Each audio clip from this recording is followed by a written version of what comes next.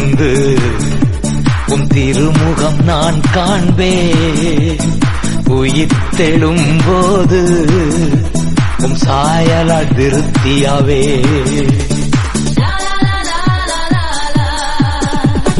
நீதியில் நிலைத்திருந்து உம் திருமுகம் நான் காண்பேன்.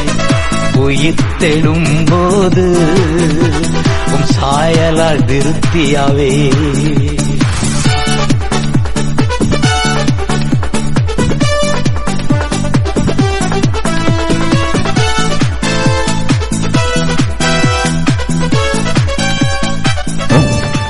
இந்த கால வேளையில கர்த்தரை ஆராதிக்க வந்திருக்கிற உங்கள் யாவருக்கும் ஆண்டவரும் இரட்சகருமாயிருக்கிற இயேசு கிறிஸ்துவின் நாமத்திலே அன்பான வாழ்த்துதலை தெரிவித்துக் கொள்கிறேன். ஆண்டவருடைய வருகையின் போது அவர் பேசின செய்தியை உங்களோடு கூட இந்த கால வேளையில நான் பேசும்படியாய் விரும்புகிறேன். மத்தேயுவின் சுவிசேஷம் 24ஆம் அதிகாரம் 13ஆம் வசனத்தை வாசிக்கலாம். முடிவு பரியந்தம் நிலை நிற்பவனே, முடிவு பரியந்தமும் நிலை நிற்பவனே ரட்சிக்கப்படுவான். முடிவு பரியந்தமும் நிலை நிற்கிறவன் ஒரு ரட்சிப்பை சுதந்திரித்துக் கொள்ளுகிறான். அந்த நிலை நிற்கிற அந்த மனிதன் தான் அந்த ரட்சிப்பை சுதந்திரித்துக் கொள்வான். வேதத்திலே அநேக விதமான ரட்சிப்பை குறித்து வேதத்திலே எழுதப்பட்டிருக்கிறது. ஒன்று, நாம் பாவத்திலிருந்து விடுதலையாக்கப்பட்டதை வேதம் ரட்சிப்பு என்று அழைக்கிறது.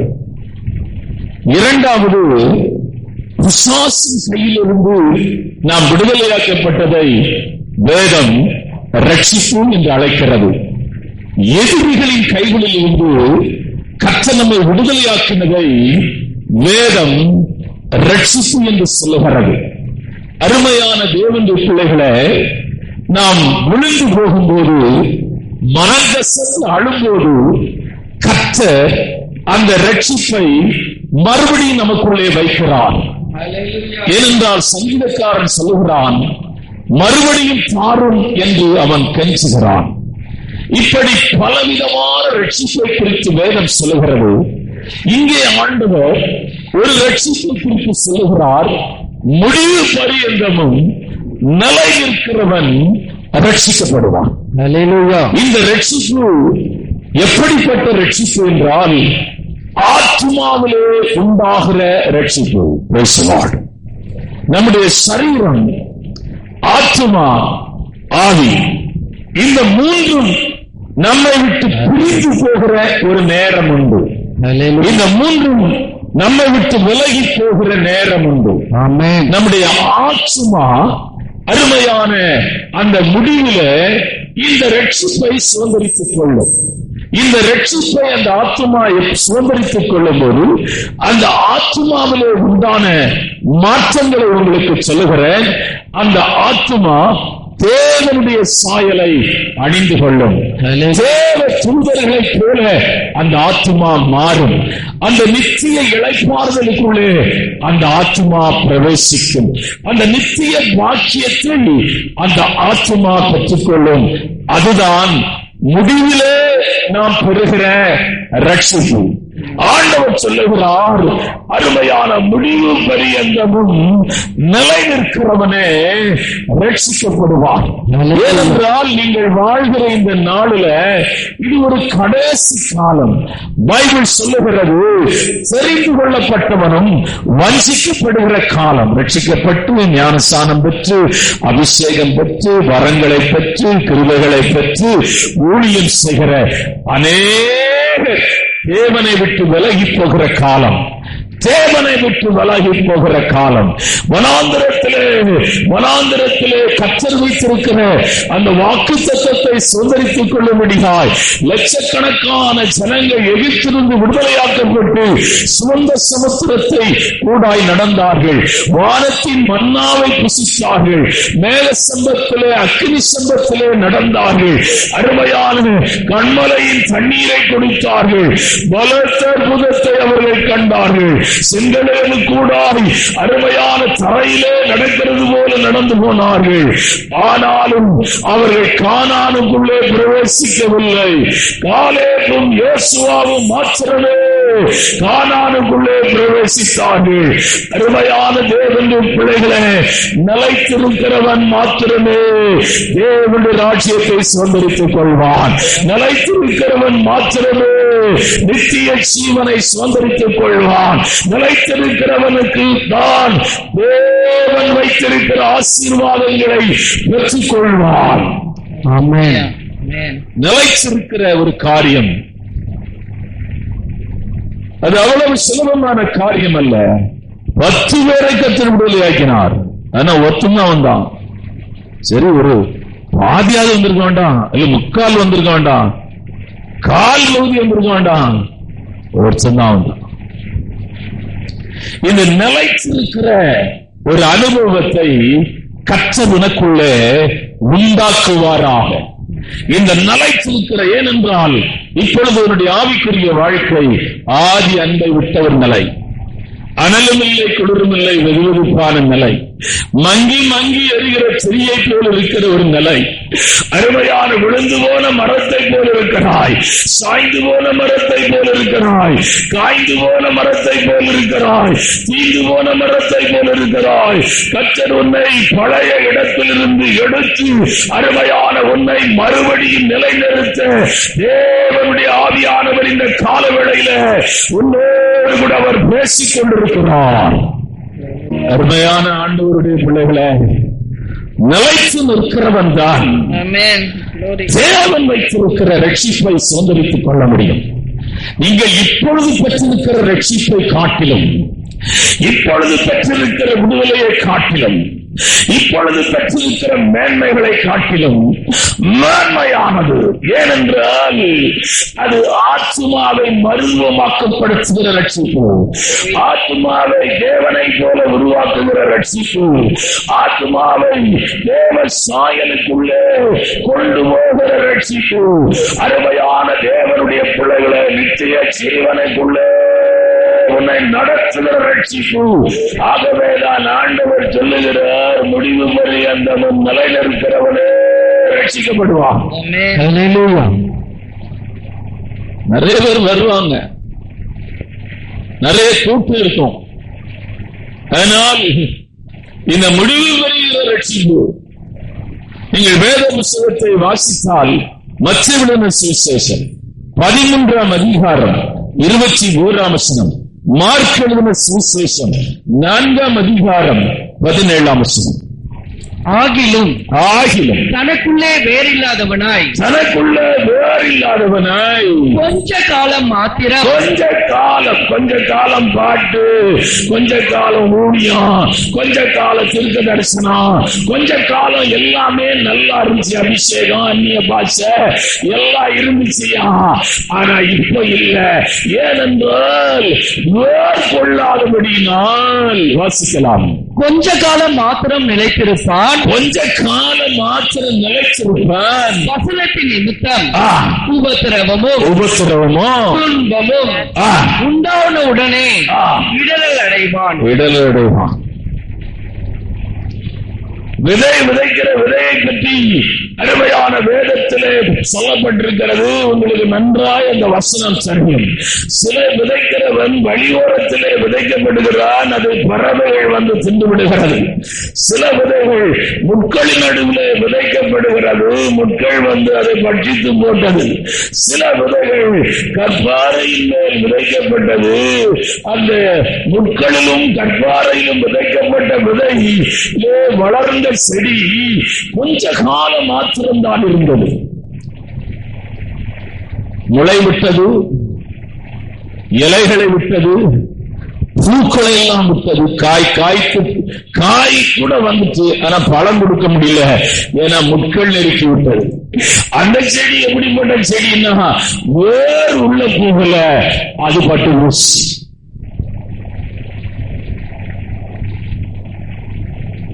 நிறைய பேருடைய ஆவிக்குரிய வாழ்க்கை அப்படித்தான் இருக்கிறது.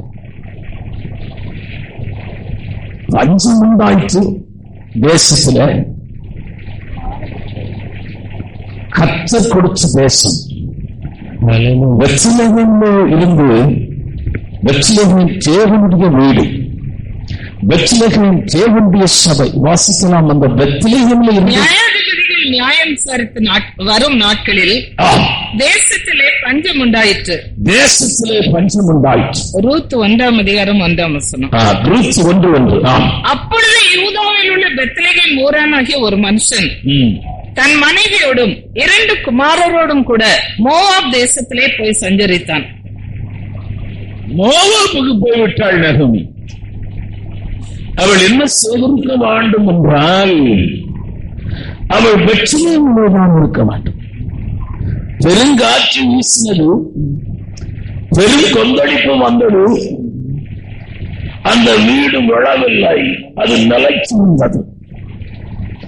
அதே பக்கத்திலே ஒரு வீடு இருந்தது, அது கமர்சியலமா இருந்தது, மணலின் மேல் கட்டப்பட்ட வீடு, ஆனால் அது முற்றிலும் தகர்ந்து போனது. ஆமென். மணலின் மேல் கட்டப்பட்ட வீடு முற்றிலும் இடிந்து போனது, முற்றிலும் இடிந்து போனது. அருமையான கர்த்தருடைய பிள்ளைகளே, அது நிலைத்திருக்கவில்லை. ஆண்டவர் இந்த நாளின் கால வேளையில உன்னை நிலைத்திருக்கும்படியாய், நீ விழுந்த இடத்திலே கர்த்தர் உன்னை எடுத்து நிலைநிறுத்தும்படியாய் ஆவியானவர் உன்னோடு கூட பேசிக் கொண்டிருக்கிறார். ஆதியில் இந்த அன்பை விட்டாய், ஆதியில் இந்த விசுவாசம் எங்கே, ஆதியில் இந்த நம்பிக்கை எங்கே, ஆதியில் இருந்ததான வைராக்கியம் எங்கே, ஆதியில் இருந்தவைகள் அருமையான எல்லாம் பகர்ந்து போனது, அருமையான உடைக்கப்பட்டு போனது. இப்பொழுது இருதயத்தில் ஆவியானவர் அல்ல, உலகத்தின் ஆவி அருமையான உன்னை நிரப்பி இருக்கிறது. உன் இருதயம் முழுவதும் உலகத்தை சார்ந்திருக்கிறது. உலகத்தின் எண்ணங்கள், உலகத்தின் யோசனைகள், உலகத்தின் பாரங்கள், உலகத்தின் கவலைகள். அந்த நாட்கள் எப்படி இருந்தது? என்ன பாடுகளிலும், என்ன கஷ்டங்களிலும், என்ன உபத்திரங்களிலும் ஆண்டவருக்காய் நின்றாய். அப்போஸ்தலனாகிய பவுல் சொல்லுகிறான், அருமையான கிறிஸ்துவின் அன்பிலிருந்து என்னை பிரிப்பவன் யார்? உபத்திரவமோ, வியாகுலமோ, நாசமோ, மோசமோ, பட்டயமோ ஒன்றும் என்னை கிறிஸ்துவின் அன்பிலிருந்து பிரிக்க மாட்டாது என்று அறிந்திருக்கிறேன். எல்லாத்தையும் சந்திச்சான். சும்மா வாயில சொல்லல, அவன் உபத்திரம் வந்துச்சு, பாடு வந்துச்சு, நாசம் மோசம் வந்துச்சு, பட்டயம் வந்துச்சு, எல்லாம் பஞ்சம் வந்துச்சு. அவன் சொல்றான், நிலைத்து இருக்கிற ஒரு அனுபவம். அவன் கடைசியாய் சொல்லுகிறான், நல்ல போராட்டத்தை போராடினேன், ஓட்டத்தை முடித்தேன், விசுவாசத்தை காத்துக்கொண்டேன், இது முதல் எனக்கு நீதியின் கிரீடம் வைக்கப்பட்டிருக்கிறது என்று சொல்லுகிறான். கர்த்தருடைய பிள்ளையே, பூமிக்குரிய வாழ்க்கையில மயங்கி விடாதே, பூமிக்குரிய காரியங்கள்ல அப்படியே பூரிப்பாய் விடாதே, பூமிக்குரிய வாழ்க்கையில அப்படியே அருமையான மயங்கி விடாதே. இதெல்லாம் சடுதியிலே விட்டு போக வேண்டும். நிலை நிற்கிறவன் தான் அந்த மகிமையான, மேன்மையான, உன்னதமான, பாக்கியமான அந்த ரட்சிப்பை சுதந்திரித்துக் கொள்வான். எல்லாரும் சுதந்திரித்துக் கொள்ள முடியாது, எல்லாரும் சுதந்திரித்துக் கொள்ள முடியாதையா. நிலை நிற்கிறவன் தானே ஐயா சுதந்திரித்துக் கொள்ள முடியும். ஏன்னா அழைப்பை விட்டு போயிட்டான். ஆபிரகாமை விட்டு போய் நேற்று சோதம் குமாரா பட்டணத்திற்கு போனான். சோதம் குமாரா அந்த பட்டணத்துக்கு போகும்போது அது கர்த்தருடைய தோட்டம் போல இருந்துச்சான். நல்ல பசுமையான ஒரு தேசம், நல்ல செழிப்பாய் தான் அங்கே லோத் இருந்தான், ஒரு குறைவில்லை. ஆனால் தேவன் அதை அக்கினிக்கென்றே வைத்திருந்தார். அது எரிந்து கொண்டிருக்கும் போது கையை பிடிச்சு வெளியே கொண்டு வந்தும் கூட மனைவி புத்துணாய் போனாள். கையை பிடிச்சு வெளியே கொண்டு வந்து புத்துணா போனாயா? என்னதான் நம்ம பாட்டு பாடுறோம், ஜெபம் பண்றோம், பிரசங்கம் பண்றோம், ஜெபம் பண்றோம், அவங்களுக்கு அழைக்கிறோம், ஏன் வரலன்னு கேட்கிறோம். இனி வராதவங்களை நான் ஒரு விசிட்டிங் பண்ணணும், வராதவங்களுக்கு எடுத்து ஒரு போன் பண்ணணும், ஏன் வரலன்னு. விசிட்டிங் பண்ணீங்கன்னா போன் பண்ணும். எப்படியாயிரும் இந்த ஆத்மா அழிந்து போகக்கூடாது, இந்த ஆத்மா நஷ்டப்பட்டு விடக்கூடாது, இந்த ஆத்மா அக்னியும் கந்தகம் எறிகிற கடலுக்குள்ளே போய்விடக்கூடாது என்று நாம் இருக்கிற நாட்கள் 120 வரை பிரசங்கம் பண்ணா ஒருத்தம் கூட வரல வேலையில, அவன் குடும்பத்தார் தவிர வேற ஒருத்தரும் வரல. அதுக்குள்ள இந்த நாளிலே அதே வேலையை தான் சபை செய்து கொண்டிருக்கிறது. தேவனுடைய பிள்ளையே, இந்த நாளின் கால வேளை ஆராதனையில முடிவு வரையந்தவன் நிலைத்து நிற்கிற ஒரு அனுபவம். பரவாயில்ல, சிலர் இவ்வளவு வருஷம் ஆகி இந்த விசுவாசத்திற்கு போகல, போற சூழ்நிலைகள் இருந்துச்சு, போற காரியங்கள் இருந்துச்சு. ஏன்னா சில தோல்விகளை அவர்கள் சந்தித்தார்கள், சில இழப்புகளை அவர்கள் சந்தித்தார்கள், சில அவமானங்களை அவர்கள் சந்தித்தார்கள், சில பாடுகள் அவர்களுக்கு வந்தது. அப்போஸ்தலனாகிய பவுல் சொல்லுகிறான், நீங்கள் வாசிக்கலாம் 2 கொரிந்தியர் புத்தகம் 3ஆம் அதிகாரம் 11ஆம் வசனத்தை வாசிக்கலாம். அன்றியும் இழந்து போவதே மகிமை உள்ளதா இருந்ததானால் நிலைத்திருப்பது அதிக மகிமை உள்ளதா இருக்குமே. 2 கொரிந்தியர் 4ஆம் அதிகாரம் 8, 9 வாசிக்கலாம். நாங்கள் எப்பக்கத்திலும் நெருக்கப்பட்டும் ஒடுங்கி போவதில்லை, கலக்கம் அடைந்தும் மன முறிவு அடைவதில்லை, துன்பப்படுத்தப்பட்டும் கைவிடப்படுவதில்லை, கீழே தள்ளப்பட்டும் மடிந்து போகிறதில்லை. எல்லாம் நமது வாழ்க்கையிலே சாதகமாய் நடக்கவில்லை. எல்லா சூழ்நிலைகளும் நாம் நினைத்தபடி நடக்கவில்லை, நாம் யோசித்தபடி நடக்கவில்லை. நம்முடைய ஜெபத்திற்கு மாறாக பதில் அநேக காரியங்களுக்கு வந்திருக்கிறது. ஆனாலும் அத்திமரம் துளிர் விட்டாலும் துளிர் விடாமல் போனாலும் நாங்கள் கர்த்தரை சேவிப்போம். இதுதான் நிலைத்திருக்கிற ஒரு அனுபவம். ராஜாவே, நீர் உண்டு பண்ணின சிலையை நாங்கள் வழிபட மாட்டோம். ஒருவேளை நாங்கள் இந்த அக்கினியிலே நாங்கள் செத்தாலும் சாவோம், அவர் எங்களை விடுவித்தாலும் சரி, அவர் எங்களை விடுவிக்காமல் போனாலும் நாங்கள் உண்மை மறுதலிக்க மாட்டோம். இப்படிப்பட்ட ஒரு மேன்மையான அருமையான அனுபவம் தான் நிலையில் இருக்கிற அனுபவம். நீங்கள் இந்த விசுவாசத்திலே நிலை நிற்க வேண்டும் என்றால், இந்த நம்பிக்கையிலே நிலை நிற்க வேண்டும் என்றால், இந்த விசுவாச பிரயாணத்தை ஜெயமாய் முடிக்க வேண்டும் என்றால், இந்த கிறிஸ்தவ வாழ்க்கையை ஜெயமாய் முடிக்க வேண்டும் என்றால், இந்த கிறிஸ்தவ வாழ்க்கையை நீங்கள் வெற்றிகரமாய் முடிக்க வேண்டும் என்றால், அருமையான அந்த மேன்மையான ரட்சிப்பை சுதந்திரித்துக் கொள்ள வேண்டும் என்றால், உங்களுக்கு தேவை என்னவென்றால் அருமையான ஸ்பிரிச்சுவல் ஸ்ட்ரெங்த், ஆவிக்குரிய பலன் உங்களுக்கு தேவை. நீங்கள் மாம்ச பலத்தோடு கூட அருமையான நீங்கள் கிறிஸ்துவ வாழ்க்கை செய்வீர்களானால் நீங்கள் அந்த மகிமையான ரட்சிப்பை இழந்து போக வேண்டியிருக்கும். உங்கள் இந்த மாம்சம், ஒரு காலையில் நான் அங்கே பேசும்போது சொன்னேன், மாம்சம் எப்பொழுதுமே ஆவிக்குரிய மனிதனோடு கூட யுத்தம் பண்ணும். ஆவிக்குரிய மனிதன் எப்பொழுதுமே மாம்சத்துக்குரிய மனிதனோடு கூட யுத்தம் நடந்து கொண்டிருக்கு. இது ஒன்றை ஒன்று ஒத்து போகாது. மாம்சம் மாம்சத்தை ஒத்து போகும். ஆவி, நீங்க ஒருத்தர் ரட்சிக்கப்படாத வீட்டில் இருந்தீங்கன்னா அவங்க ஆவியும் நம்ம ஆவியும் ஒச்சே போகாது. ஒச்சே போகாது.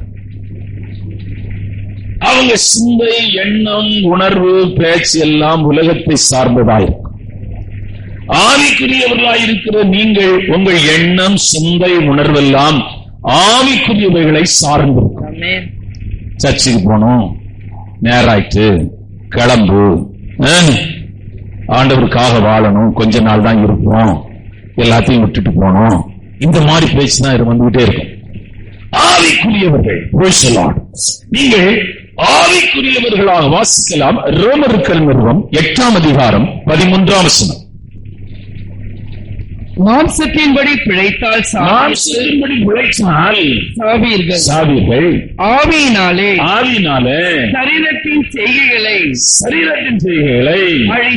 அழித்தால் பிழைப்பீர்கள். ஆவியினாலே சரீரத்தின் செய்கைகளை அழிச்சால் பிழைப்பீர்கள். வாசிக்கலாம் இன்னொரு வசனத்தை கூட, 2 கொரிந்தியர் 4ஆம் அதிகாரம் 16ஆம் வசனத்தை கூட வாசிக்கலாம். ஆனபடியினாலே நாங்கள் சோர்ந்து போகிறதில்லை, எங்கள் புறம்பான மனுஷனானது அழிந்து உள்ளான மனுஷனானது நாளுக்கு நாள் புதிதாக்கப்படுகிறது. இந்த மனுஷன் என்ன செய்யணும்? மாம்சத்துக்குரிய மனுஷன் அழியணும். இதை நீங்க மகிழ்ச்சி மகளை பண்ணிட்டே இருந்தீங்கன்னு வச்சுங்க, இதுக்கு ரொம்ப முக்கியத்துவம் கொடுக்கணும். ஆனாலும் இந்த சாப்பாட்டுக்காகவே ஜனங்க வாழ்றாங்க. உலகத்துல அருமையான சொகுசாய் ஜனங்க வாழ்றாங்க. நான் சொன்ன பாருங்களா, ஒரு அம்மா குடிக்கிற அந்த டீ கப்பு 2.5 கோடியாம். பாவியில 2.5 கோடியாம். யாருன்னு கேக்குறாங்க? அம்பானி மனைவி. அவன் குடிக்கிற அந்த டீ டம்ளர் 2.5 கோடியாம். டீ எவ்வளவோ தெரியல எனக்கு, எங்க தயார் பண்ணாங்கன்னு தெரியல.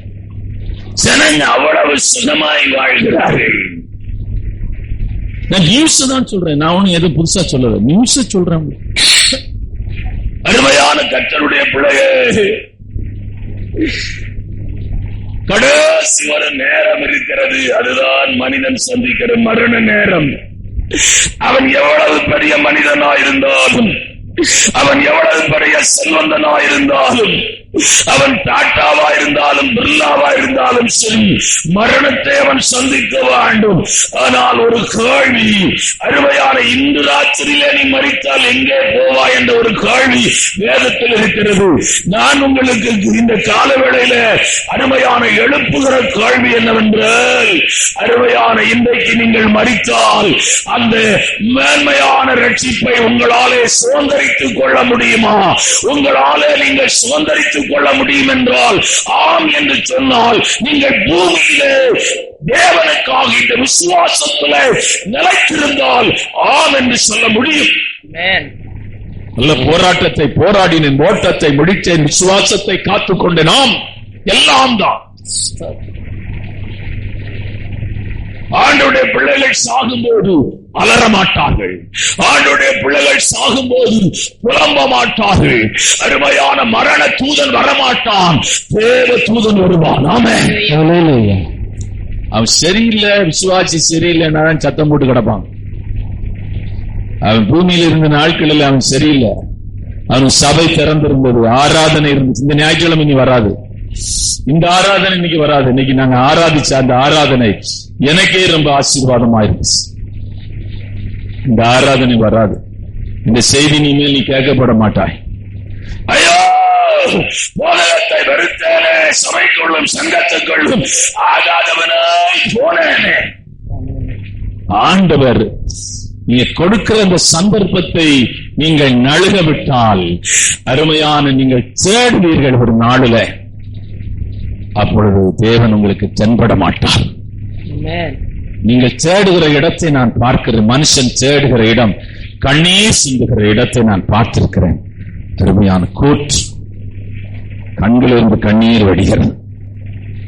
அந்த வக்கீலுக்கு முன்னாடி இருந்து அழுதான். 2வது மனுஷன் அழுகிற இடத்தை நான் பார்க்கிறேன். அருமையான மருத்துவமனை, அழுகிறார்கள்.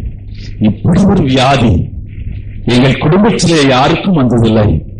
அருமையான ஹார்ட் அட்டாக், இருதய சம்பந்தமான வியாதிகள், கிட்னி சம்பந்தமான வியாதிகள், ஈரல் சம்பந்தமான வியாதிகள், அழுகிறார்கள். திடீரென்று நடக்கிற சம்பவம். விபத்திலே உறவினர்கள் சிக்கிக் கொள்ளுகிறாள். கதறி கதறி அந்த ரோட்ல புரண்டாடுறாங்கயா. யாரு விக்கிறாங்க, யாரு பாக்குறாங்கன்னு நினைக்கல. கதறி கதறி அழுகிறார்கள். தேவனுடைய பிள்ளையே, நான் ரகசியத்தை உங்களுக்கு சொல்லுகிறேன். நீங்கள் கர்த்தருடைய சமூகத்திலே அழுதால் எந்த இடத்திலும் அழமாட்டீர்கள். ஹல்லேலூயா. ஆண்டவருடைய சமூகத்திலே நீங்கள் அழுங்கள். ஆண்டவருடைய சமூகத்திலே காத்துங்கள். ஆண்டவருடைய சமூகத்திலே பூமியிலே தேவன் உங்களுக்கு கொடுத்த நேரத்தை செலவு பண்ணுங்கள். நீ நினைக்கிறபடியில் அவனு நேரம் வராது, நாள் வராது, நாள் வராது ஐயா. நீங்கள் நினைக்கிறபடி நாட்கள் கடந்து கடந்து வராது. கர்த்தர் உங்களுக்கு கொடுத்திருக்கிற இந்த கிருபை நாட்கள், இரக்கத்தின் நாட்கள், மகிமை நாட்கள், ஆசீர்வாதமான நாட்கள், நடந்து செய்ய மட்டும், ஜீவன் போக மட்டும் தேவன் உனக்கு கொடுத்திருக்கிற நாட்களை வீணடித்து விடாது. ஆண்டவர் உனக்கு கொடுத்திருக்கிற நிமிஷங்களில அதை நீ பிரயோஜனப்படுத்த. வாலிபரே, உன் நெஞ்சின் வழிகளிலும் உன் கண்ணின் காட்சிகளிலும் போ. ஆனால் கர்த்தர் நியாயத்திலே கொண்டு வந்து நிறுத்துவார். நியாயத்திலே கர்த்தர் உன்னை வந்து நிறுத்துவார். உலகத்தின் ஜனங்கள் அழுகிற இடங்களை பாருங்கள். ரொம்ப கடினமான இடம். கர்த்தர் இந்த கால வேளை ஆராதனையில நிலைத்திருக்க வேண்டும் என்றால் நீங்கள் பலன் உள்ளவர்களா இருக்க வேண்டும். பலன் இல்லாத ஒரு மனுஷன் நிலைத்திருக்க முடியாது. வியாதியில் இருக்கிற ஒரு மனுஷனை நீங்க நடக்க சொன்னா அவன் எப்படி நடப்பான்? கால் ஒடிஞ்ச ஒரு மனுஷனை நீங்க நடக்க சொன்னா அவன் எப்படி நடக்க முடியும்? ஆவிக்குரிய பலன் இருக்கிற மனுஷன் தான் உலகத்தை ஜெயித்து, மாம்சத்தை ஜெயித்து, பிசாசை ஜெயித்து தேவனுக்காக வாழ முடியும். ஹல்லேலூயா. ஆண்டவருக்காக நிற்க முடியும், நிலைச்சிருக்க முடியும். அதான் ஆண்டவர் சொல்லுகிறார், முடிவு பரியந்தம் நிலைத்து நிற்கிறவனே ரட்சிக்கப்படுவான். இந்த நிலைச்சிருக்க வேண்டும் என்றால் பலம் தேவை. வாசிக்கலாம், வசனத்தை வாசிக்கலாம். 1 யோவான் 2ஆம் அதிகாரம் 14ஆம் வசனத்தை வாசிக்கலாம். பிதாக்களே, ஆதி முதலாய் இருக்கிறவரை நீங்கள் அறிந்திருக்கிறபடியினால் உங்களுக்கு எழுதுகிறேன். வாலிபரே, நீங்கள் பலவான்களாய் இருக்கிறபடியினாலும் தேவ வசனம் உங்களில் நிலைத்திருக்கிறதுனாலும். நல்லா புரிஞ்சிடுங்க, இவங்களை பலவானாக மாற்றினது எது என்றால் தேவ வசனம். ஆமென். இந்த தேவ வசனம் நிலைத்திருக்கிறதுனால், நீங்க நல்ல அந்த வார்த்தை நீங்க ரொம்ப முக்கியம். ஒரு வார்த்தை கூட ரொம்ப முக்கியம். நிலைத்திருக்கிறதுனால் தேவனுடைய வார்த்தை, வானமும் பூமியும் மாறி போனாலும் தேவனுடைய வார்த்தை மாறாது. இந்த மாறாத, இந்த ஜீவனுள்ள, இந்த வல்லமை உள்ள இந்த வார்த்தை உனக்குள்ளே இருக்குமையானால் அது நிலைத்திருக்கிற வசனம், நிலைத்திருக்கிற வார்த்தை. இந்த வார்த்தை உன்னை நிலைத்திருக்க பண்ணும். ஆமென். வாசிக்கலாம் வசனத்தை. அருமையான யோவான் எழுதின சுவிசேஷம் 8ஆம் அதிகாரம் 32ஆம் வசனத்தை வாசிக்கலாம். யோவான், சத்தியத்தை அறிவீர்கள், சத்தியம் உங்களை விடுதலையாக்கும். யோவான் எழுதின சுவிசேஷம் 14ஆம் அதிகாரம் 23ஆம் வசனத்தை வாசிக்கலாம்.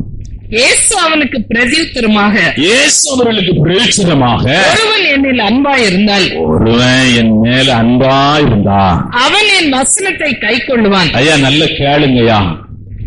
ஒருவன் என் மேல் அன்பாயிருந்தால் என் வசனத்தை கைக்கொள்ளுவான், என் வசனத்தை கேட்பான், என் வசனத்தை ஏற்றுக்கொள்வான், என் வசனத்தை உட்கொள்ளுவான், என் வசனத்திலே நிலைத்திருப்பான். அந்த வசனம் அவனை நிலைத்திருக்க பண்ணும். ஆமென். ஆண்டவருடைய வார்த்தை இங்கு வாசிக்கலாம். அருமையான எபேசியருக்கு நிருபம் 6ஆம் அதிகாரம் 14ஆம் வசனம். ஏன்னா பொல்லாத ஆவிகளோடு உங்களுக்கு போராட்டம் உண்டு. அந்த மேல அந்த அதிகாரத்தை எல்லாம் வசனம் வாசிச்சா நேரம் ஆயிரும்.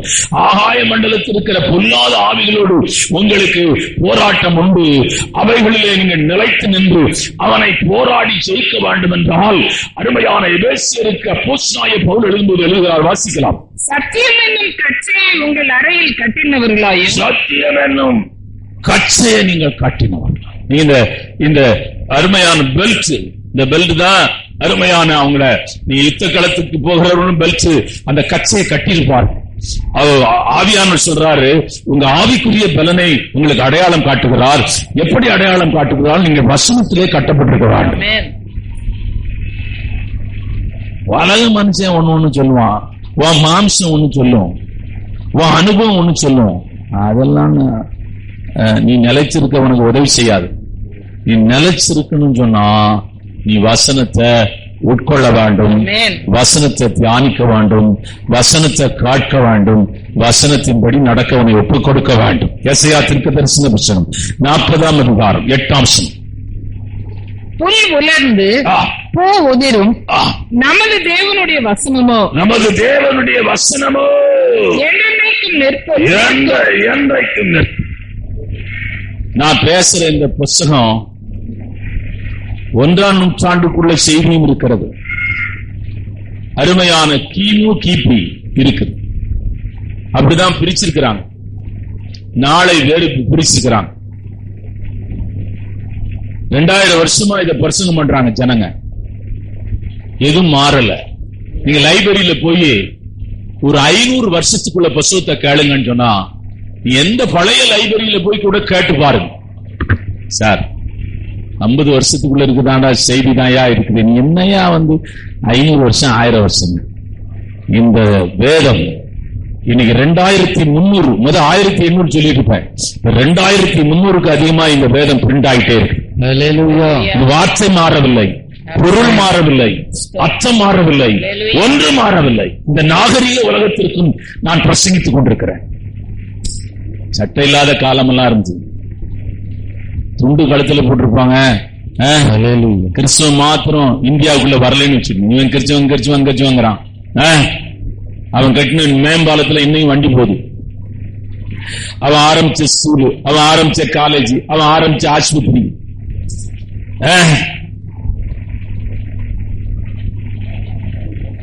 சட்டை போட மாட்டாங்க. பெண்களே சட்டை போட மாட்டாங்க. எங்க வீட்டுல எங்க அத்தையெல்லாம் சட்டையே போடாது. அப்படியே அவங்க அந்த காலம், அவங்க பழைய காலம் அப்படி வாழ்ந்திருக்கிறாங்க.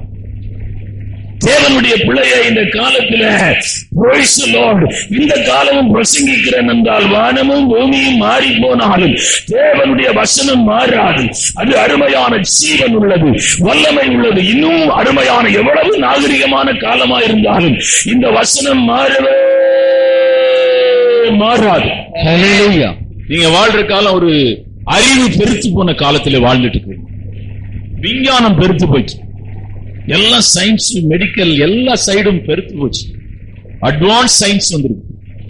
அட்வான்ஸா எல்லாம் ஆயிட்டே இருக்கு. ராக்கெட் போது வருது, எல்லாம் நடக்குது.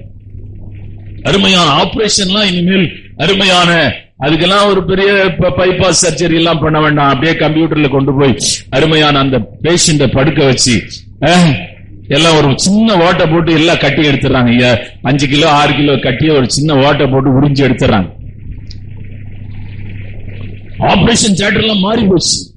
ஊசி எல்லாம் மாறி போச்சு. மருந்து மாத்திரை, இப்ப இருக்கிற மருந்து எல்லாம் மாறி வேற மாத்திரை மருந்து வருது. அதுவும் இப்போ ஒரு மாத்திரை வருதான் சுகருக்கு. அதை சாப்பிட்டா சுகரே வராதான். நான் எப்படா வரும்னு நினைச்சிட்டு இருக்கேன். அமெரிக்கால கண்டுபிடிச்சுக்கிறாங்களாம். இப்போ அவன் கண்டுபிடிச்சு இங்க வரதுக்குள்ள நம்ம இருப்போமோ இருக்க மாட்டோமோ தெரியல. ஆனா இன்னொரு ஜெனரேஷன் சுகர் வராம பாதுகாக்கப்படும் நினைக்கிறேன். இந்த நாளின் கால வேளை ஆராதனையில எல்லாம் மாறி மாறி மாறி மாறி மாறி போகும். பாடத்திட்டம் எல்லாம் மாறி போயிட்டு, பாடத்திட்டம் எல்லாம் மாறி போச்சு. அந்த காலத்துல பூமி உருண்டை என்று படிச்சோம். இப்ப பூமி தட்டைன்னு படிக்கணும். தெரியுமா உங்களுக்கு? நீங்க பூமி உருண்டைன்னு போட்டா உங்களுக்கு சைவர் தான் வரும். பூமி தட்டை. இப்போ அடுத்தவன் கண்டுபிடிச்சுக்கிறான் பூமி உருண்டைன்னு கண்டுபிடிச்சு தப்புங்கிறான். என்ன மாறி போனாலும், என்ன மறைந்து போனாலும் தேவனுடைய வார்த்தை மாறாது. இந்த வார்த்தை உனக்குள்ளே தங்கி இருக்குமானால், இந்த வார்த்தை உனக்குள்ளே நிலைத்திருக்குமானால், இந்த வார்த்தையில நீ கட்டப்பட்டிருப்பாயானால், இந்த வார்த்தையில நீ நிறைந்திருப்பாயானால், இந்த வார்த்தை உன்னை நிலைநிறுத்தும். இந்த நிலைநிறுத்துகிற இந்த அனுபவம் தான் அந்த நித்திய ரட்சிப்புக்குள்ளே உன்னை கொண்டு போகும். 2வது இடத்துக்கு உன்னை கொண்டு போகிறேன்.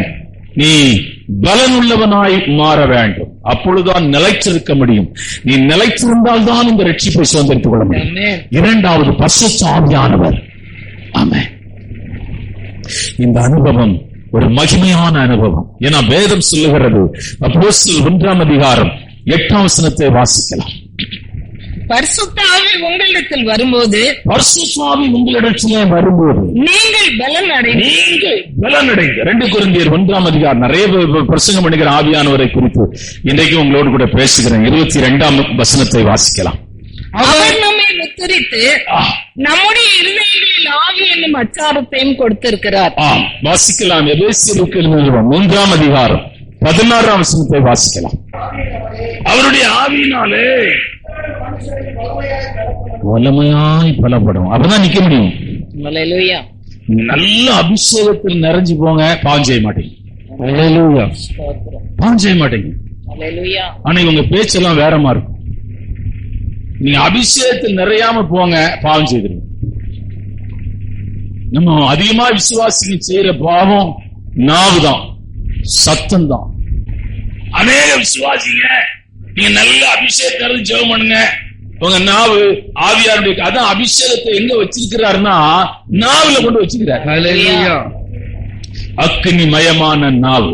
ஆமென். அக்கினிமயமான நாவு. நல்ல அபிஷேகத்தில் நிறைஞ்ச அந்நிய பாஷை பேசினா உன் நாவை அவர் கண்ட்ரோல் பண்ணிருப்பார். குதிரைக்கு கடிவாளம் போட்டது மாதிரி.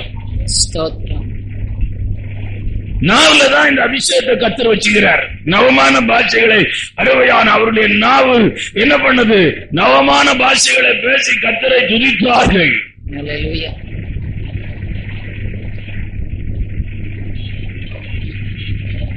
இந்த நவமான பாஷை நீங்க நல்ல ஆவியில் நிறைய ஜெபம் பண்ணுங்க, உங்க வார்த்தைகள்ல மறுரூபம் உண்டாகும். உங்க வார்த்தை அநேகரை ஆறுதல் படுத்தும். உங்கள் வார்த்தை அநேகரை விடுதலையாக்கும். உங்களுடைய வார்த்தை அநேகரை சமாதானப்படுத்தும். உங்களுடைய வார்த்தை அநேகரை கட்டிலிருந்து விடுதலையாக்கும். நல்ல அபிஷேகத்தை நிறைஞ்சு நல்ல அந்நிய பாஷை பேசி கத்தரை ஆராதிக்கும்.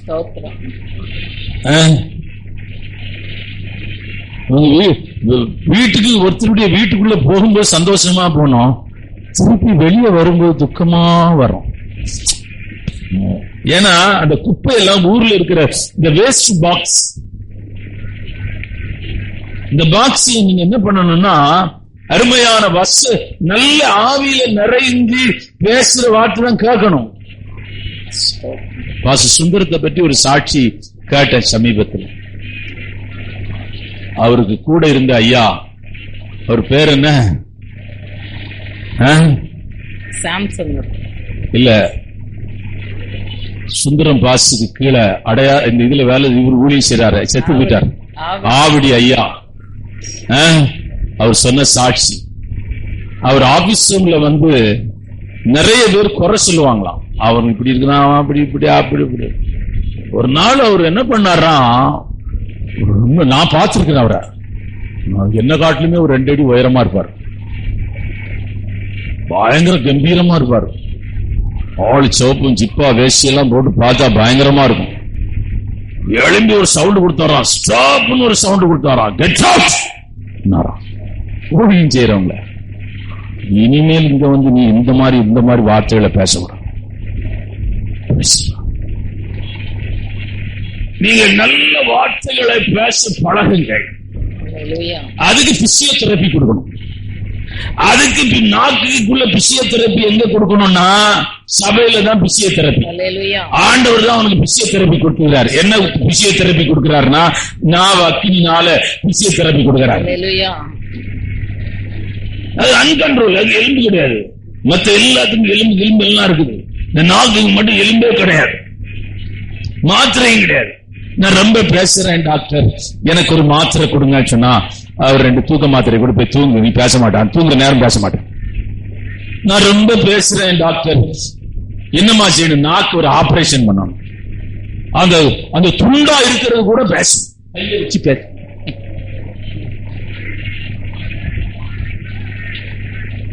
ஒரே ஒரு பிசியோதெரபி நல்ல சர்ச்சில் அந்நிய பாஷை பேசி ஆவியில நிறையதான் அருமையான உள்ளான மனுஷனிலே நீங்கள் பலனடைகிறீர்கள். உள்ளான மனுஷனிலே நீங்கள் ஜீவன் பெறுகிறீர்கள். உள்ளான மனுஷன் நாளுக்கு நாள் பலனடைகிறான். ஆமென். மூன்றாவது இடத்தை நான் உங்களுக்கு கொண்டு போகிறேன். நீங்கள் நிற்க வேண்டும் என்றால், நீங்கள் உங்களுடைய ஆவிக்குரிய வாழ்க்கை இயேசுவோடு கூட நீங்கள் நடக்க வேண்டும் என்றால், உங்கள் கிறிஸ்துவ ஜீவியம் ஜெயமாக மாற வேண்டும் என்றால், உங்கள் கிறிஸ்துவ ஜீவியம் வெற்றியாய் முடிய வேண்டும் என்றால், ஆண்டவர் உங்கள் கிறிஸ்துவ ஜீவியத்தின் முடிவிலே அருமையான அந்த ரட்சிப்பை நீங்கள் சுதந்திரித்துக் கொள்ள வேண்டும் என்றால், உங்கள் ஆத்துமா மறுரூபமாக்கப்பட்டு மகிமைக்குள்ளே போக வேண்டும் என்றால், மூன்றாவது ஃபெலோஷிப், ஐக்கியம். ஐக்கியம் உங்களை நிலைநிறுத்தும். ஐக்கியம் உங்களை பலப்படுத்தும். ஐக்கியம் உங்களை தேவனோடு கூட நடக்க உதவி செய்யும். யாரோடு கூட ஐக்கியம்? Praise the Lord. அருமையான நீங்கள் எபேசியருக்கு நிருபம் 3ஆம் அதிகாரம் 12ஆம் வசனத்தை வாசிக்கலாம். அவரை பற்றும் விசுவாசத்தால் அவருக்குள் நமக்கு தைரியமும் திட நம்பிக்கையோட தேவனிடத்தில் சேரும் ஸ்லாக்கியமும் உண்டாயிருக்கிறது. நீங்கள் ஐக்கியம் என்ற தலைப்பு 3வது அப்போஸ்தலர் எழுதின நிருபம் 2ஆம் அதிகாரம் 47ஆம் வசனம். தேவனை துதித்து ஜனங்கள் எல்லாரிடத்திலும் தயவு பெற்றிருந்தார்கள். ரட்சிக்கப்படுகிறவர்களை கர்த்தர் அனுதினமும் சபையிலே சேர்த்துக் கொண்டார். ரட்சிக்கப்படுகிறவர்களை உங்க ஃபெலோஷிப் பாருங்க. 6 நாள் உங்க வேலை நீங்க செய்திருக்கிறீங்க. 6 நாள் காலையில எழும்பி நீங்க யோசிச்சு பாருங்க, 24 மணி நேரம் எவ்வளவு நேரம் தூங்கி இருக்கிறீங்க. ஐயா, நல்ல தூக்கம், எல்லாம் உங்க சொந்த காரியத்தை எல்லாம் பார்த்திருக்கீங்க. ஞாயிற்றுக்கிழமை ஓய்வு நாள், கர்த்தருடைய நாள். இது கர்த்தருடைய சமூகத்திலே செலவு பண்ணி இருக்கிற நாள். நீங்க தேவனுடைய சபையில போய் உட்கார்ந்து ஆராதிச்சு கர்த்தருடைய வார்த்தையை கேட்கிற நாள். இந்த நாளின் கால வேளையில அருமையான தேவனுடைய பிள்ளையே, உங்க ஃபெலோஷிப் சபையோடு கூட இருக்க வேண்டும். நான் காலை வேளையில அதான் ஒரு சம்பவத்தை அங்க சொன்னேன். ஒரு லேடி சர்ச்சுக்கு வந்திருக்குது. ஆராதனை முடிச்சு பாஸ்டர்ட்ட வந்து, ஐயா சோத்திரம் ஐயா. அவர் நினைச்சாரு ஏதோ ஜெபம் பண்ண வராங்க போலுக்கு. ஏமா ஜெபம் பண்ணணுமா? இல்ல ஐயா சோத்திரையா, எங்க அம்மா நேற்று செத்து போயிட்டாங்கய்யா, வீட்டுல பூட்டி வச்சிருக்கிறையா, பூட்டி தான் வந்தேன், இங்க சபைக்கு வந்தேன். ஆனா அது மாதிரி சொல்லுது. பாஸ்டருக்கு ஒரு மாதிரி ஆயிடுச்சு. என்னமா பாடி அங்க வச்சுட்டு இங்க வந்தேங்கிற, நீ சொல்லக்கூடாதா? இல்லையா, ஆராதனைக்கு வர்றவங்களுக்கு டிஸ்டர்பன்ஸ் ஆயிரும், சபை ஆராதனைக்கு குழப்பம் ஆயிரும். எனக்கும் கர்த்தரை ஆராதிக்கணும், அதையும் நான் விரும்புறேன். இப்போ நீங்க வந்து மற்ற காரியங்கள் எல்லாம் செய்யுங்கயா, வாங்கயான்னு சொன்ன. அவருக்கு நடந்தது ஐயா, ஞாயிற்றுக்கிழமை சொந்த காரியங்களை பார்த்து ஆராதனைக்கு வராத விசுவாசி தேவனுடைய பிள்ளைகளை அவன் நிலைச்சு நிற்கிறவன் அல்ல. தேவனுடைய வருகையிலே அவன் எடுத்துக் கொள்ளப்படுகிறவனும் அல்ல. நான் உங்களுக்கு சொல்றேன், சிலர் வருத்தப்பட்டா கூட பரவாயில்ல. நாங்க ரிவைவல்னு ஒரு சர்ச்சுக்கு போயிருந்தேன். அது அங்க ரிவைவல்லாம் இல்ல, ஆனா ரொம்ப டிராவல் பண்ணி சரி ரிவைவல் போட்டுக்கிறாங்களே சொல்லி நாங்க 2 பேரும் அந்த ஆராதனைக்கு போனோம். அதுல எனக்கு ஒரு காட்சி பார்த்தேன். அவன் எப்படியும் ஒரு 200 கிலோ இருப்பான் அந்த ஆளு. 2 காலும் நடக்க முடியல. ஆராதனைக்கு வந்திருக்கிறார். அவர் போகும்போது வீல் சேர்ல வச்சு திருப்பி அந்த கார்ல ஒரு சருள் மாதிரி வச்சுக்கிறாங்க. அதை உள்ளத்தனா அது ரொம்ப படாத பாடுபட்டு 2 பேர் 3 பேர் அவ்வளவு வெயிட்டான ஆளு. ஆனா எனக்கு மனசுல இவன் ஆண்டவரை தேடி வந்திருக்கிறானே, அவனுக்கு நிறைய பணம் கிடைக்கும், இந்த மாதிரி ஆட்களுக்கு நிறைய காசு வரும். ஆனா அதையெல்லாம் இல்லாம கர்த்தரை ஆராதிக்க வந்திருக்கான். இந்த அம்மா அவங்க பையனை பற்றி சொல்லுவார், சர்ச்சு எங்கேயோ இருக்கலாம், கார்ல டிராவல் பண்ணணும், அது சின்ன சபை வேற, கொஞ்சம் பேர் வருவாங்க. அந்த ஆராதனைக்கு வேண்டும் என்ற எண்ணம் இருக்கிறது, அந்த ஆராதிக்க வேண்டும் என்ற உணர்வு இருக்கிறது, அந்த ஆராதிக்க வேண்டும் என்ற சொந்தம் இருக்கிறது. கேரளால போய் பாருங்க, நெய்யாற்றங்கரைன்னு ஒரு ஊர்ல நான் பிரசங்கம் பண்ண போயிருந்தேன். அங்க சர்வீஸ் டைம் என்ன தெரியுங்களா? 6 hours. ஒரு பாஸ் எவ்வளவு நேரம் தெரியுமா பிரசங்கம் பண்ணணும்? 2.5 மணி நேரம் குறைஞ்சு பிரசங்கம் பண்ணணும். ஐயோ, அந்த ஜனங்க எல்லாம் எலும்பு தோல்மா இருக்குது. அப்படி கர்த்தரை ஆராதிக்கும். தேவனுடைய பிள்ளையே, உன் வாழ்க்கையின் ஆசீர்வாதங்கள் பிடுங்கப்படும்.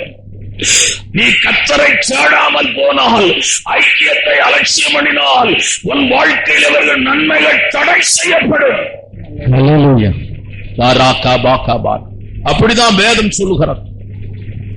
ஏனென்றால் உனக்கு அவர் செய்த நன்மைகள் மகா பெரியது. உனக்கு கால் நல்லா நடக்கிற, நல்ல சாப்பிடுற, நல்ல டீ காபி எல்லாம் குடிக்கிற, வேலைக்கெல்லாம் ஸ்பீடா போற, ஷார்ட் பண்ற 5-6 தடவை கூட அடிச்சு கால் அவ்வளவு ஸ்ட்ராங்கா இருக்கு. நான் ஒரு தடவை கால் அடிச்சுன்னா என் கால் தொலைஞ்சே போயிடும். அதனாலதான் வண்டியெல்லாம் கொடுத்துட்டு பட்டனை வச்சுக்கிறேன். முடியாது. எல்லாம் கர்த்தர் கொடுத்திருக்கிறாரையா. ஆமென். இந்த சுலபமான பாண்டிச்சேரியில ஒண்ணு வந்து எங்க வச்சுக்கணும், ஷிப்ட மாத்தணும். எங்க அந்த இஸ்ரேல் பக்கத்துல அதுக்கு என்ன நாடு? காசால கொண்டு ஒண்ணு போடணும். நீ உனக்கு அந்நிய பாஷை பேசுன்னு சொல்ல வேண்டாம், அது ஆட்டோமேட்டிக்கா வரும். ஏன்னா குண்டு வந்து விட போகுது. பாண்டிச்சேரியில உட்கார்ந்து நல்ல தண்ணியில பைப்ல திறக்க தண்ணி வந்துட்டே இருக்குது. இந்த தண்ணி அங்க திறந்தா எவ்வளவு தெரியுமா? 45,000 தண்ணி பில்லு. ஆமா, கர்த்தர் ஒண்ணு நல்ல இடத்துல வச்சிருக்கிறாரு, நல்ல தேசத்துல வச்சிருக்காரு, நல்ல பகுதியில கர்த்தர் வச்சுக்கிறாரு. பைபிளை எடுத்துட்டு 12 மணிக்கு வர்றாங்க. சத்திரம் பாஸ் எனக்கு வீட்டுக்கு போண்டா, நான் போய் சாப்பிட போண்டா. அது பாஸ் விஷயம் பேசணும் 1 மணி நேரம். நீ வந்து 12 மணி, நான் அங்க கடந்து காலையில இருந்து கத்திட்டு இருக்கேன், அங்க ஒரு தடவை கத்தி திருப்பி இங்க வந்து கத்திட்டு இருக்கிறேன். என்ன விட வேண்டாம் ஆள. நான் சொல்றேன்யா, நான் உங்களுக்கு சிரிப்பால் நான் சொல்லலையா, எத்தனையோ பேருடைய வாழ்க்கை இந்த வருஷத்துல முடிஞ்சு போச்சு. கர்த்தர் உனக்கு ஜீவனை கொடுத்திருக்கிறார், உனக்கு வாழ்வை கொடுத்திருக்கிறார், உனக்கு எல்லாம் கொடுத்த. ரோட்ல செத்து கிடக்குறான் 42 பேர். சினிமா நடிகனை பார்க்க 7 மணி நேரம் இருந்திருக்கிறோம். யோசிப்பார், பிசாசு எப்படி உலகத்துல கிரியை செய்து பாரு. ஆவிக்குரிய ஜனங்கிட்டே அப்படிதான் கிரியை செய்யுது பிசாசு. ஏன்னா நிற்கிறவன் எல்லாம் விழ பண்ணுது, ஜெபம் பண்றவன் எல்லாம் படுக்க பாக்குது. நான் ஜெபம் பண்ணிட்டே இருக்கிறேன். ஆண்டோட கிருபையினால இதுவரையும் ஜெபம் பண்ணிட்டே தான் இருக்கிறேன். ஜெபம் பண்றவங்க எல்லாம் பார்த்தா வர முடியாது. அவ்வளவு போராட்டம், அவ்வளவு நெருக்கம். இந்த நாளின் கால வேளையில உங்க ஃபெலோஷிப் சபையோடு 100% இருக்கணும். பரிசுத்த ஆவியானவரோடு 100% இருக்கும். 99 கூட கிடையாது, 100% இருக்கும். ஊழியக்காரனோடு 100% இருக்கும். அப்படி பின்னாடியே உட்கார்ந்து பின்னாடியே போயிடக்கூடாது. உங்க வீட்டு கல்யாணத்துக்கெல்லாம் நான் வந்து பின்னாடியே உட்கார்ந்து பின்னாடியே ஒரு பாட்டு பாடி பின்னாடியே ஒரு ஜெபம் பண்ணி அப்படியே போயிடுவேன். நீங்க உள்ள வாங்கன்னு சொன்னா கூட நான் வரமாட்டேன். ஏன்னா நீங்க அப்படிதானே சபைக்கு வந்தீங்க. 12 மணிக்கு வந்தீங்க உங்க கல்யாணத்துக்கு, நான் 12:30 வருவேன். என்ன பாஸ்டர் அப்ப நீங்க வர வேண்டாம், ரொம்ப சந்தோஷம். நீ வந்தது போல நான் வருவேன், நீ வந்தது போலதான் நான் எல்லாம் செய்வேன். அப்படி இருந்தா எப்படி இருக்கு? ஐயோ 5 மணிக்கு ஒரு போகணும், 6 மணிக்கு ஒரு போகணும். பாஸ்டர் 5 மணிக்கு வந்துருங்க பாஸ்டர். நான் எப்படியா வர முடியும்? நீ 12க்கு தானே வந்த, நான் இப்பதான் தூங்கி எழும்பி இருக்கிறேன். இனி எவ்வளவு வேலை இருக்குது, முடிச்சுக்கிட்டு ஒரு 9-10 மணி. இல்ல பாஸ்டர் 5 மணிக்கு வர. சும்மா 5 சொல்லிருக்காதா? சரி, உனக்கு நீ இப்போ சொன்னதுனால ஒரு 6:30 வரேன். இப்போ இவங்க நினைக்கிற நேரம் வரணுமா, ஆஸ்பத்திரியில ஐசியூக்கு போகணுமா, ஒரு ஜெபம் பண்ணுமா, இங்க குழந்தை பிறந்தா குழந்தைய இப்படியே கொண்டு வராங்க. நான் சொல்றேன்யா, நீ கர்த்தரை தேடையா. உன் ஃபெலோஷிப் ஊழியக்காரனோடு, பரிசுத்த ஆவியானவரோடு, இயேசுவோடு, அருமையான சபை ஆவிக்குரிய விசுவாசிகளோடு ஐக்கியம் இருக்கணும். விழுந்து போன விசுவாசியோடு ஐக்கியம் இருக்கிற. நாங்க விட்டுட்டு வந்துட்டுமே, நீங்க எப்படி இருக்கிறீங்க, நீங்க என்னைக்கு விட்டு போறீங்க? அவன் போன் பண்றான், அவனை குளிர பண்ணிடுவான், அவனை நசுக்கி விட்டுருவான். எங்களுக்கு நல்லா தெரியும், சபையெல்லாம் தெரியும், பாஸ்டர்லாம் தெரியும், எல்லாம் தெரியும் உனக்கு. நரகத்துக்கு போற பாதையும் உனக்கு தெரியும். தேவனுடைய பிள்ளைய இந்த நாளில் கால வேளை ஆராதனையில உன் ஐக்கியத்தை பலப்படுத்தினால் நீ நிலை நிற்கலாம். நீ நிலை நின்ற முடிவு பரியந்தமும் அருமையான நிலைத்திருக்கிறவன் ரட்சிக்கப்படுவான். அந்த ஆத்தும ரட்சிப்பை நீ சுதந்திரித்துக் கொள்வாய். அந்த ஆத்தும ரட்சிப்பு மகிமையானது. அது உன்னை இயேசுவின் சாயலை இணைக்கிற ரட்சிப்பு, இயேசுவை போல மாறுகிற இணைப்பு. அது தேவ தூதனை போல உன்னை மாற்றுகிற ரட்சிப்பு. அது உன்னை நித்திய ஜீவனுக்குள்ள கொண்டு போகிற ரட்சிப்பு. ஆமென். அல்லேலூயா. நான்காவதாக அருமையான கர்த்தருடைய பிள்ளைகளை, உங்களுடைய நீங்கள் நிலைத்திருக்க வேண்டும் என்றால் நீங்கள் பெற்ற விசுவாசத்தை, அருமையான விசுவாசத்திலே நீங்கள் நிலைத்திருக்க வேண்டும். எபேசியருக்கு நிருபம் 3ஆம் அதிகாரம் 12ஆம் வசனத்தை வாசிக்கலாம். அவரை பற்றும் விசுவாசத்தால், அவரை பற்ற விசுவாசத்தினால் அவருக்குள் நமக்கு தைரியமும், அவரை போல நமக்கு தைரியமும், திட நம்பிக்கையோட தேவனிடத்தில் சேரும் சாக்கியமும் உண்டாயிருக்கிறது. அவரை போல நீங்கள் அவரை பற்றி விசுவாசம், இயேசுவின் மேலே இருக்கிற அந்த விசுவாசத்துல நீங்கள் கட்டப்பட வேண்டும். இயேசுவின் மேல இருக்கிற விசுவாசம். ரோமருக்கு எழுதின நிருபம் 13ஆம் அதிகாரம் 11ஆம் வசனத்தை வாசிக்கலாம். நித்திரையை விட்டு எழுந்திருக்கத்தக்க வேலை ஆயிற்று என்று நாம் காலத்தை அறிந்தவர்களாய் இப்படி நடக்க வேண்டும். நாம் விசுவாசிகள் ஆன போது ரட்சிப்பு சமீபமாய் இருக்கிறதை பார்க்கிலும் இப்பொழுது அது நமக்கு அதிக சமீபமாய் இருக்கிறது. நீங்க விசுவாசத்துல, நான் மதுரையில ஊழியம் செய்த போது ஒரு அம்மா மறக்கவே முடியாது.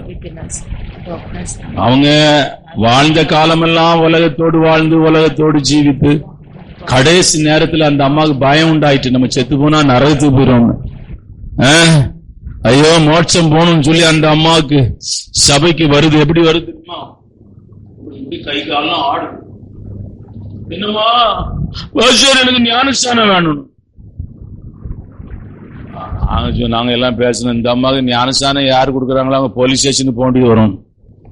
ஞானஸ்தானம் கொடுக்கும்போது செத்து போய் நான் என்ன பண்ணது? அவன் வீட்டுல உள்ளவங்க என்ன பண்ணுவாங்க? ஞானஸ்தானம் கொடுக்குற பாசி அம்மா எங்க அம்மா கொண்டு போட்டாருன்னா வரும். நான் என்ன பாஸ்டர், இது சரி வராது, நீங்க குளத்துல கொண்டு போய் ஞானஸ்தானம் கொடுத்தா சுத்தமா அவுட். உண்மையா சுத்தமா அவுட். அது அழுது.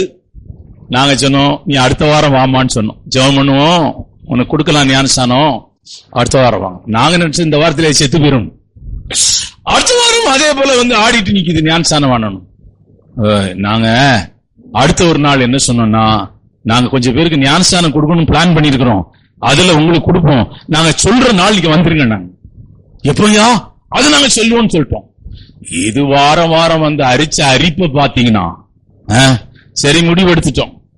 முடிவெடுத்து ஒரு தொட்டியை ரெடி பண்ணி தொட்டியில கொண்டு போய் நிறுத்தி, பாசம் முக்கிறாதீங்க செத்து போயிரும், மூச்சு விட முடியாது.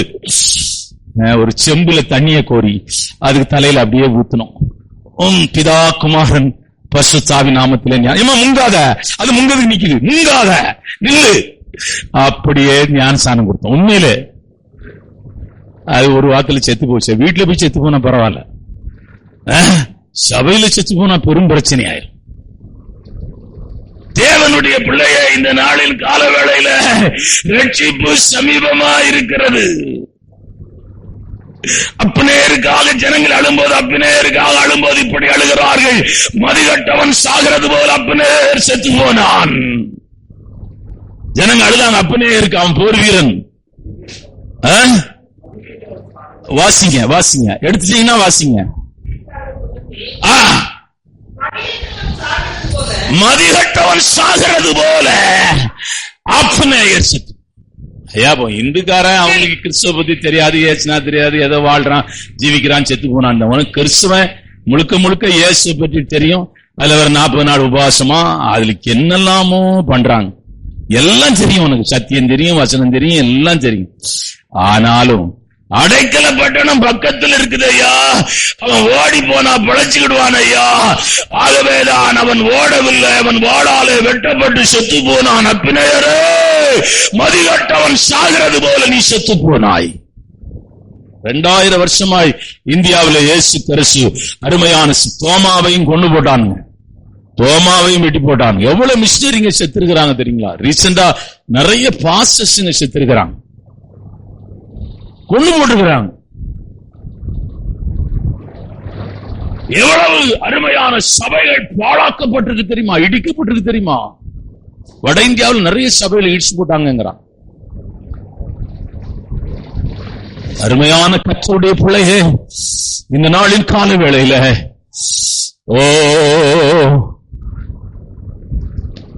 விசுவாசத்தை காத்துக்கொள். இயேசு கிறிஸ்துவின் மேல இருக்கிற விசுவாசம் மனுஷன் மேல வச்சிடாத. அங்க போனேன், இங்க போனேன், அங்க ஜெபம், இங்க ஜெபம், தொலைச்சு போடுவார் ஆண்டவர். வா, விசுவாசம் ஆண்டவர் மேலே தான் இருக்க வேண்டும், இயேசுவின் மேல இருக்க வேண்டும். ஏமா உனக்கு பிரச்சனை வரையா, ஜெபம் பண்ண வரையா? அங்க இயேசுநாதர் தான் என்னை சுகமாக்குவார். நான் அதுக்காக காத்திருக்கிறேன். சபைக்கு வருவேன், சத்தியத்தை கேட்பேன், இயேசுவை பார்ப்பேன். இங்க தீர்க்க தரிசனம், அங்க தீர்க்க தரிசனம், இங்க தீர்க்க தரிசனம், அங்க தீர்க்க தரிசனம் எல்லாம் சொல்லுவாங்கய்யா. பரலோகத்துக்கு போறதுக்கு வேணா தீர்க்க தரிசனம் சொல்லுவானாயா? 60-65 வயசுல வந்து ஜெபம், உன் காலெல்லாம் முட்டிக்கு முட்டி வலிக்குதுன்னு. எனக்கு முட்டிக்கு முட்டி வலிக்குதான் செய்யும், நடக்க முடியும். இதுக்கு ஒரு தீர்க்க தரிசனமா? 60 வயசுக்கு மேல எல்லாமே பாயிண்ட் எல்போர்ட் ஆயிட்டு, பாயிண்ட் வீக் ஆயிட்டு. தலைவலி, ஏசியில படுத்தனால தலைவலிக்குது, ஏசி ஆஃப் பண்ணா நார்மல் ஆயிரும். சின்ன சின்ன பிரச்சனைகளுக்கு யாரோ ஏதோ ஒண்ணு சொன்னாங்கன்னு சொல்லி அதுக்கு பின்னாடி போறாங்க. அது வளர்ந்த விசுவாசம். ஒருத்தன் போன் பண்றான், எனக்கு ரொம்ப ஆறுதலா இருக்குது. 20-25 வருஷம் போன் பண்ணி கேட்டான், யாயா அப்படி போனேன்னு கேட்டான், எனக்கு ரொம்ப ஆறுதலா இருக்கு பாஸ்டர். டிவியில உட்கார்ந்து அழுகிட்டே இருக்கிறது. நிறைய பேர் அவருடைய ஆவிக்குரிய ஓட்டம் சரியில்லை, அவருடைய ஆவிக்குரிய வாழ்க்கை சரியில்லை.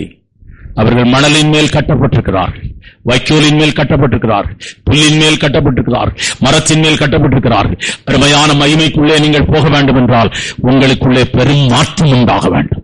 உங்களுடைய ஆவிக்குரிய வாழ்க்கையில மாற்றம் உண்டாக வேண்டும். உங்கள் விசுவாசம் அருமையான கர்த்தருடைய பிள்ளைகளை மகிமை உள்ளதாய் மாற வேண்டும். கர்த்தரை பார்க்கணும். உங்க தேவையெல்லாம் கர்த்தர் தருவார், ஆண்டவர் தருவார். ஐயா தேவை தருவார். காகத்தை அனுப்பி அவனுக்கு இறைச்சி அப்பம் கொடுக்கிறார். அவன் விசுவாசத்தில் இருந்தான், கர்த்தரை பரலோகத்திலிருந்து பார்த்தான். உங்கள் தேவைகள் என்ன ஒன்றோ அதை நீங்க முட்டி போடணும், ஜெபம் பண்ணணும். வேற வழியை நீங்க தேடவே கூடாது. நீங்க உலக நாடெல்லாம் இங்க இருந்து வேலைக்கு போறவங்க எல்லாம் கடன்ல வச்சிருக்கிறாங்க. ஏன்னா மனசுல ஒண்ணு, இவங்க யாராவது பரலோகத்துக்கு போவாங்களா? வாய்ப்பே இல்லை. நான் சொல்லுகிறேன், இந்த நாளின் காலவேளை ஆராதனையில நீங்கள் விசுவாசித்து, ஆபிரகாம் கர்த்தரை விசுவாசித்தான், கர்த்தர் அவனை வானத்தின் நட்சத்திரங்களை போல பெருக பண்ணுவேன் என்று சொன்னார். இன்றைக்கு வரையிலும் ஆபிரகாம் பேசப்படுகிற ஒரு மனிதனாயிருக்கிறான். ஆபிரகாமின் சந்ததியிலே தான் நம்முடைய மகிமையான இயேசு இந்த உலகத்திலே வந்து பிறந்தார். ஆபிரகாமின் சந்ததியிலே தான், அருமையான ஆபிரகாமின் சந்ததியிலே தேவன் ஆசீர்வதித்தார். ஆபிரகாம் ஆசீர்வாதம் கிறிஸ்து இயேசுவின் மூலமாய் உங்களுக்கு உண்டாயிற்று என்று எழுதப்பட்டிருக்கிறது. அத்தனை ஆசீர்வதிப்பாரியா? உங்க குடும்பத்தை ஆசீர்வதிப்பாரியா? சபையில கெட்டு போன ஒருத்தன் கிடையாதுயா. நாளின் கால வேளையில உங்கள் விசுவாசம் உங்களை உயர்த்தும், உங்கள் விசுவாசம் உங்களை ஆசீர்வதிக்கும், உங்கள் விசுவாசம் உங்களை மேன்மைப்படுத்தும், உங்கள் விசுவாசம் உடைந்து போன உங்களை கட்டி எழுப்பும், உடைந்து போன உங்கள் குடும்பங்களை கட்டி எழுப்பும். உங்கள் விசுவாசம் உங்களை நிலைத்திருக்க பண்ணும். உங்கள் விசுவாசம் அந்த மகிமையான ரட்சிப்புக்கு நேராக உங்களை கொண்டு போகும். அதான் அப்போஸ்தலனாகிய பவுல் சொன்னதை திருப்பி திருப்பி சொல்லுகிறேன். நல்ல போராட்டத்தை போராடினேன், ஓட்டத்தை முடித்தேன், விசுவாசத்தை நான் காத்துக்கொண்டேன். ஏனென்றால் இந்த விசுவாசம் தான் என்னை மகிமைக்குள்ளே கொண்டு போகும் என்று நான் அறிந்திருக்கிறேன். அப்படியே நாம் ஜெபம் பண்ணுவோம். நல்ல ஆண்டவரே, நாங்கள் உம்மை ஸ்தோத்திரிக்கிறோம். இந்த கால வேளைக்காக நாங்கள் உம்மை ஸ்தோத்திரிக்கிறோம். ஆண்டவரே, முடிவு புரிந்த நிலைத்திருக்கிறவன் அந்த ஆத்ம ரட்சிப்பின்ற அந்த மகிமையான ரட்சிப்பை சுதந்திரித்துக் கொள்வான் இந்த காலவெளியில பேசினேன். ஆண்டவரே, ரட்சிக்கப்பட்டவர்கள் பூமியில மற்ற பாவத்திலிருந்து ரட்சிக்கப்பட்டவர்கள் அதை இழந்து போகிறார்கள் ஐயா. ஏன்னா அவன் தெரிந்து கொள்ளப்பட்ட இடத்திலே அவர்கள் இல்லை, நிலைத்திருக்க விரும்பவில்லை. அபிஷேகம் பெற்றவர்கள் இழந்து போகிறார்கள், கிருபை பெற்றவர்கள் இழந்து போகிறார்கள். ஆண்டவரே ஸ்தோத்திரம் ஐயா, உண்மை பூமியிலே ஆராதிப்பவர்கள் இழந்து போனார். வனாந்தரத்திலே அவர்கள் எல்லாம் அக்கினி சம்பவத்துக்கு கூட நடந்தார்கள், நேர சம்பவத்துக்குள்ளே நடந்தார்கள். ஆனால் அவர்கள் ஆவிக்குரிய ஜீவன் நிலைத்திருக்கவில்லை. ஆண்டவரே, அவர்கள் வானத்தின் மன்னாவை புசித்தார்கள். ஆண்டவரே, செங்கடல் கூட நடந்தார்கள், ஆனாலும் கானானுக்குள்ளே போகவில்லையா. அவர் வனாந்தரத்தில் நிலைத்து நிற்கவில்லை. வார்த்தை சார்ந்திருந்த காலேபும் யோசுவாவும் மாத்திரமே கானானுக்குள்ளே போனார்கள். அவன் சந்ததி மாத்திரம் போசியா. ஆண்டவரே, அந்த பிள்ளைகளுக்காக நான் செபிக்கிறேன். இவர்கள் விசுவாசத்தில் நிலைத்திருப்பார்களாக, இந்த நம்பிக்கையில நிலைத்திருப்பார்களா, இந்த வைராக்கியத்தில் நிலைத்திருப்பார்களா, இந்த சபையில நிலைத்திருப்பார்களா, இந்த ஊழியத்திலே நிலைத்திருப்பார்களா. ஒரு நிலைத்திருக்கிற அனுபவத்தை இவர்கள் ஆவிக்குரிய வாழ்க்கையை கொடுப்பீராக. இந்த மகிமையான கரத்திலே வைத்து நான் செபிக்கிறேன். இயேசுவின் நாமத்தில் செபிக்கிறேன் பிதாவே. என் ஆத்மாவே கர்த்தரை ஸ்தோத்திரி, என் முழுவலமே பரிசுத்த நாமத்தை ஸ்தோத்திரி. என் ஆத்மாவே கர்த்தரை ஸ்தோத்திரி, அவர் செய்த சகல உபகாரம். கர்த்தராகிய இயேசு கிறிஸ்துவின் கிருபை, பிதாவுடைய அன்பும் பரிசுத்த ஆவியானவருடைய அந்நிய ஐக்கியமும் இந்த காலவேளை ஆராதனையில் வந்த ஒவ்வொருவரோடும் விசேஷ விதமாயிருப்பதாக.